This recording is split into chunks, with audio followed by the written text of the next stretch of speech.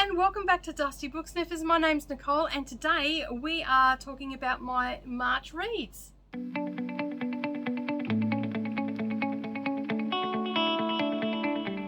Welcome back to the channel, everybody. Thank you so much for joining me. I hope that you're enjoying the channel so far. I'm still trying to find my feet and I'm a little bit nervous about talking in front of everybody, but I am getting there. Today we are going to be talking about the books that I read in March. Now, I did read a lot more books than I'm going to be talking about today.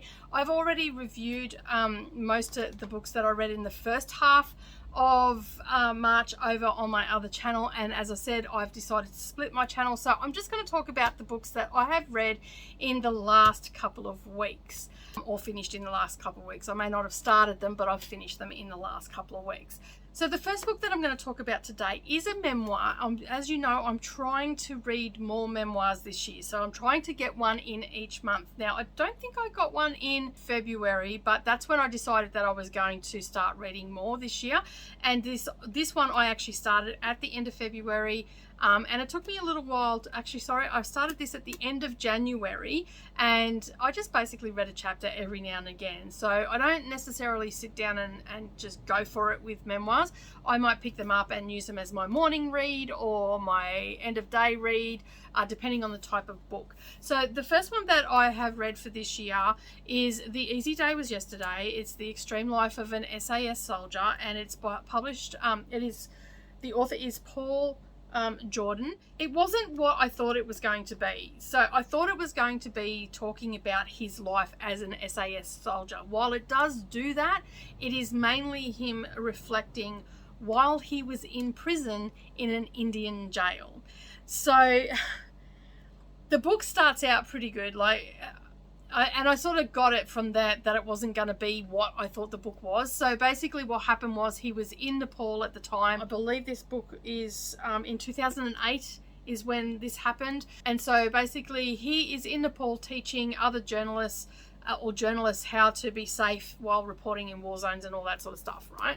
So he's there, and then his friend at the end of the day says, look, do you want to go to the border, watch the changing of guard, for lack of a better word? So they do the change of guard. There's a big hoo-ha about it between the Indian and Nepalese border. So he goes, yeah, no worries. So they jump on a rickshaw. His friend's in front of him. He's on his own rickshaw, and off they go to the border. And before he knows it, he has crossed over into the Indian side of the border. He didn't see the border, which was just a boom gate up behind some trees. So that's where the book starts.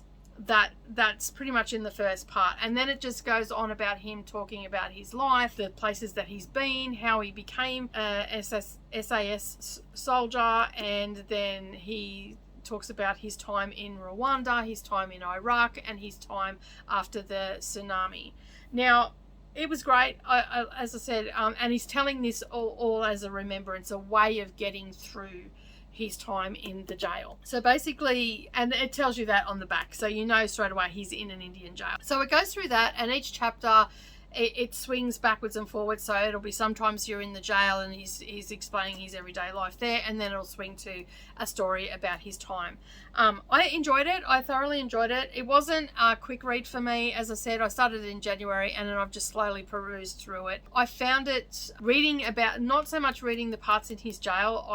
That wasn't what intrigued me. It was, and the rigmarole that goes with that of trying to get someone out for a mistake that they've done that wasn't really a criminal act on his part, and where the Australian government stand on helping people that get arrested abroad and stuff like that. So I covered a little bit of that. But the stories about Rwanda and the tsunami, the Asian tsunami, he was posted to Aceh, and even the Iraqi war back in the early 90s he talked about, and his role there and all the rest of it, which isn't what you think. But anyway, it was a really good book. I enjoyed it. If you're interested in that sort of stuff, you will enjoy it for sure, but just be aware that it is not what you think it is. It's not him talking about becoming an SAS soldier. So there's a little bit of that in there. The rest of it is more about his time as a soldier and in the jail. So good book though. I really did enjoy it. So the next one I read is, again, another memoir, and I started this one in February, and it took me a little while to read it again. same thing, just reading it every now and again. This one's called Rosies Wall, and this is an English woman's escape from occupied France. A terrific and most remarkable, wonderfully atypical wartime story by, and that blurb's by Barry Norman. It is written by Rosemary Say and Noel Holland. Now, Noel Holland is the pen name for her daughter and her husband. There's some, I don't really annotate my books, but sometimes I will take notes and all the rest of it. There are actually a couple of extra books in here that I'm going to look up and see if I can't find. The names are a little bit obscure, and quite frankly, this book could have done better giving you more details about those books and all the rest of it. So basically, it's following the story of Rosemary Say. She is the young woman that ends up in France early on in the Second World War, and if you watched my haul video, you know that I'm very much gravitating towards these sort of memoirs, especially about women and the perils that they faced and the courage that they had and all the rest of it. And this book is very much about a very young woman. I think she was 22 when that all happened. She was born in 1919, so she was 22, 23. And basically she was leaving home and she was heading over, like she applied to an agency to get a job in Germany. The agency said, look, don't go to Germany, you're better off going to France because of all the tensions. This was in 1939, and early 1940 she finds herself in France working with different families as an au pair. So and then it just follows her story of being an English woman in occupied France. So she actually witnessed the Germans coming into northern France, I think is where, like, I'm not real good with my history, but I'm pretty sure northern France is where they occupied first. So it was the main part of it. And so she witnessed them coming into France, and then her navigating her time in occupied France, and especially in Paris. Yeah, so it just follows her, and then her eventual imprisonment into a camp and how horrific they were and stuff like that. Her eventual escape. So it basically says on the front cover that she escapes, and it just goes through that and how they did that and how they achieved it and all that sort of stuff. It's got some great little snippets of pieces in there as well. In the center of the book, you've got different things. The bill that the government sent her for her escape, essentially, to get her home. So yeah, it just goes through all that. A great story, really easy to read as well. And it yeah, it just reminds me, one, of my grandmother. Like, there was one part in the book where they said, you know, you just suck it up, you just get with the program and you just do what you got to do and all the rest of it. And it just hearing that narrative in this book made me just flash back to my grandmother, because she was always like that. You've just got to do what you got to do. No matter how many times you fall down, no matter what obstacles are put in front of you, just pick yourself up, dust yourself off, and keep moving. That she used to always say that. So, and that was sort of, you know, the feeling that I got from this, that was very much the time, you know, 22, 23, the courage that they have. And she sort of, you can see that they were, because there was a whole group of them together and they were all around that age, and they were just so resilient, and not much got them down. They just got on with it, and they were determined to make the best of everything that was being thrown at them. So a really good read, not real heavy. There wasn't a lot of blood and guts and that sort of stuff, you know, the blood and guts of war or anything like that. It was very much, I wouldn't say lighthearted, because the topic's not lighthearted, but it wasn't a hectic read. It wasn't one that would bring you to your knees or anything like that, but there was a little bit in there where you're just like, ooh, okay.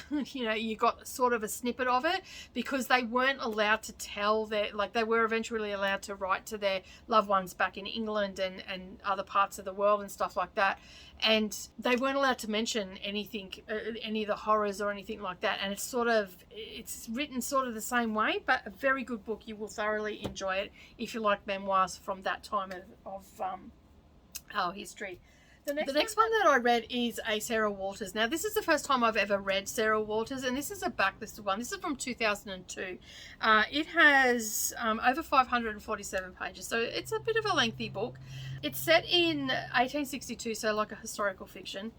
And from the blurb on the back, I did not get what this book was about. But upon reading the book, it was amazing. It was a really good book. It really drew me in, and the twists that were in it were just phenomenal. Like, it just hooked me in straight away. And then when we got to, like, it was split up into parts. I think it's split up into 3 parts from memory. I didn't write that bit down, but yeah, it's split up. I'm pretty sure it's 3 parts. So the first part is telling it from Sue Tinder, is the main character in the book. She was orphaned at birth, and this is what it says on the back. She was orphaned at birth and grows up amongst petty thieves, fingersmiths. That's hence the name of the book, under the rough and loving care of Mrs. Saxby and her family. But from the moment she draws breath, Sue's fate was linked to another orphan growing up in a gloomy mansion not too many miles away. So that's the blurb on the back. That sort of intrigued me. This was another one that I got from the Book Grocer boxes, and this one came in the, I believe this one came in the Advent box as well. Now, it gave me no idea. I went into blind like I do with most of my books. I don't go and read reviews. I don't search it up on Booktube or anything like that. Inadvertently, I do come across books on Booktube and stuff like that. But this one was, as I said, was in the Book Grocer box, and I was really happy with this. I would say this is my favourite read for March. Close, there's one other one. It just, the story drew me in. I felt like I was there. Her writing was really good. It was very descriptive, and just, I can't talk about it too much without giving stuff away. The main characters are, as I said, is Sue Tinder. The first part tells her from her voice. The third part is from her voice, and the middle part is from the other girl's voice. And then you've got your villains in there as well. So it is, it's essentially a love story with malice, intent, and a lot of other stuff going on in there as well. As I said, it's the first time I've ever read anything from her. And that's why I've ended up wanting to collect some of her books to read some more of her back catalogue and all the rest of it. Brilliant book. There's a lot of deception in this book on everybody's part, but I did not expect it to be one of the people. Like, it just blew me away when I read it. I couldn't put this book down. I read it in like 3 or 4 days because obviously I had to work as well, but I just read it morning and night, and I polished it off pretty quick. Really good book. Thoroughly recommend it. If you like a little twist and turn and intrigue, that is the book for you, definitely. The next book that I read, now this one was recommended to me by my daughter. I probably would not have, and quite honestly, it was recommended to her. She hasn't read it. This is off her bookshelf, but I ended up listening to both reading and listening to the audiobook because it was the free March book, and it's called Honeybee by Craig Silvey, and he is the author of Jasper Jones. I have not read Jasper Jones. This is the first time I've read any of his books. This for me is like a coming of age book, so it's more geared towards a younger audience. I'm really glad that I read it. It does have LGBTQ theme in it, so it is for those that like that sort of theme. That's there as well, and it just basically it follows the story of Sam and Vic and how they met. On the back of the book it says, the two see each other across the void, a fateful connection is made, an unlikely friendship blooms. Slowly we learn what led Sam and Vic to the bridge that night. Bonded by their suffering, each privately commits to an impossible task of saving the other. So it's basically they meet, and then as it says on the back, their friendship forms, and then it's about them being there for each other. It's about Sam finding himself, how he finds comfort with Vic, and how Vic finds comfort with him, and then the unlikely characters they meet along the way. It also says Honeybee is a tender, profoundly moving novel brimming with vivid characters, luminous words. It's about 2 lives forever changed by a chance encounter. So if you like chance encounter type books, then this is the one for you. Now, as I said, I would not have picked this up. I am very much, I pick up pretty things on covers. This I don't find to be a pretty cover. I find it to be very bland. It doesn't give you any idea about what the book is. I guess that's what they're going for. But yeah, I really did like how they set the book out. It was an interesting story. I love how it ended. And just, as I said, it is very much about a coming of age story as well as a friendship story, and finding oneself and knowing and finding light in the world that, you know, that other people can bring to your life, and not, you know, taking the drastic way, because that's sort of where they were starting out. So just be warned that that is a bit of a trigger in there for someone, because that's how it starts out, that they are looking to take their own lives. So by all means, pick the book up. As I said, it was and it probably isn't available now, but it is on audiobook as well. It was the free one for March. But I did enjoy the book. Like, yeah, it's the first time I've read this author. The language in it I don't find to be overly complicated. That's what leads me to believe that it is a YA book. And, you know, me not being an analytical reader, this is new to me, doing it, like actually thinking about what I'm reading. A lot of the time I just read because I like to read. So now I'm starting to take more notes and all that sort of stuff. So being an analytical reader is different for me, because normally I would just pick up the book, start reading, enjoy the story, put it down. I wouldn't think about doing a book review. I wouldn't think about doing a video review on it about any of the books that I read. So this is a little bit different for me. So if I sound a little bit sketchy, that's probably why. And I don't want to give anything away, but definitely a good book. I did enjoy it. But as I said, a little bit, the language is a little bit young for me. So that's what leads me to believe that it is either a YA or that sub-genre of new adult that's getting thrown around a little bit. So yeah, that's the category. All right, lastly, and really I should probably just do a video on its own for this one. This book here, okay, a friend recommended it to me and told me that I was going to ugly cry. Now, a lot of you have already seen this book, have probably already read it. I do not annotate my books, but oh my goodness, I have.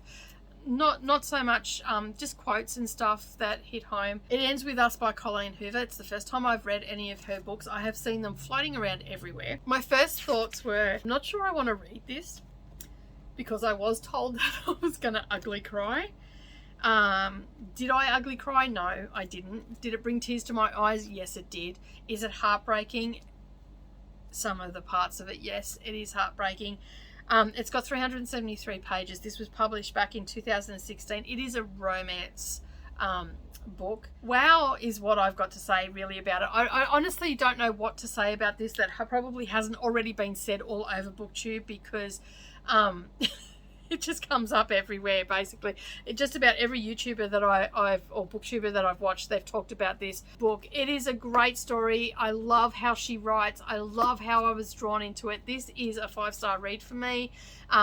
This and Fingersmith are equal on the best book of the month, because I have a thing in my reading journal about it. I absolutely love this book. I could not put it down.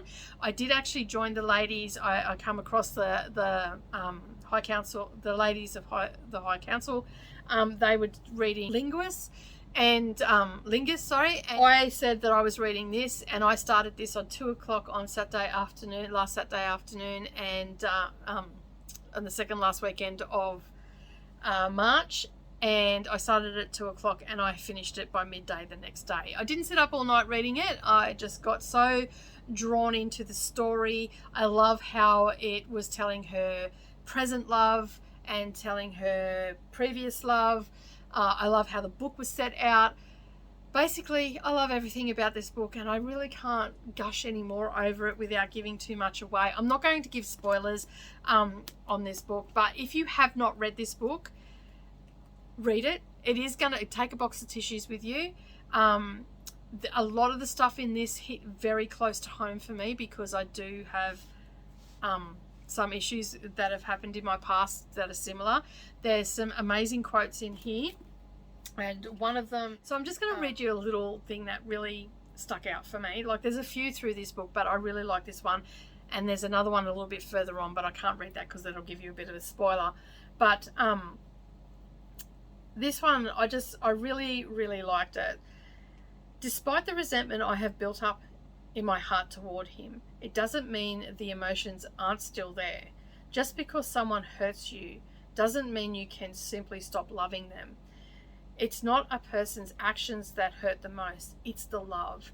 If there was no love attached to the action, the pain would be a little easier to bear.